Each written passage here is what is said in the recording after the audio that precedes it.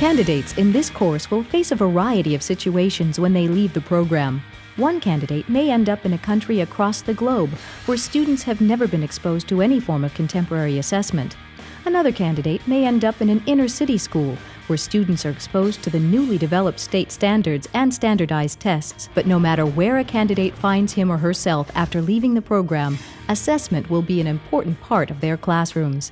So our candidates are going to go out into the world after they leave our program and face a lot of different needs in terms of determining how their students are proficient, how do I diagnose the needs of my students in the classroom, and then how do I develop instruction that really addresses their particular and individualized needs in terms of where they're at. When taking into account the needs of and state of affairs surrounding TESOL students, several additional assessment factors must be taken into account.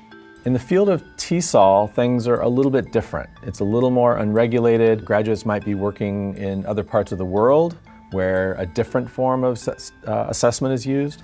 In the U.S., TESOL students face some challenges that are distinct from non-TESOL students in terms of state standards and standardized testing. Throughout the United States, English learners are expected to meet standards while at the same time developing English proficiency. This poses a huge challenge for teachers who have a responsibility to teach English to speakers of other languages. There's huge conversation right now in the world about testing. And so we as practitioners, especially in the field of TESOL, going out there and going around the world, we really need to have an understanding of what is the role of testing and providing effective instruction and making sure our students learn. Moreover, classification and misclassification of TESOL students under current U.S. practices is very much an important part of assessment. Why are a lot of English language learners overrepresented in things like special education or designated with learning disabilities?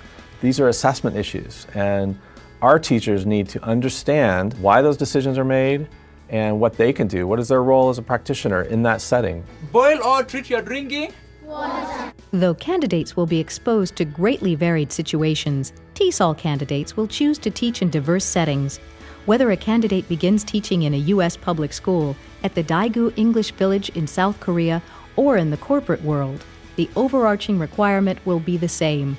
Teachers will have to focus on the needs of their students and adjust their teaching practices to meet those needs, and employ assessment practices that provide data about both teaching and learning. How do I understand where students are at, what issues that they're struggling with, and what areas I need to work on with them? This course is really going to equip teachers with the tools and the understanding to go in there and make decisions.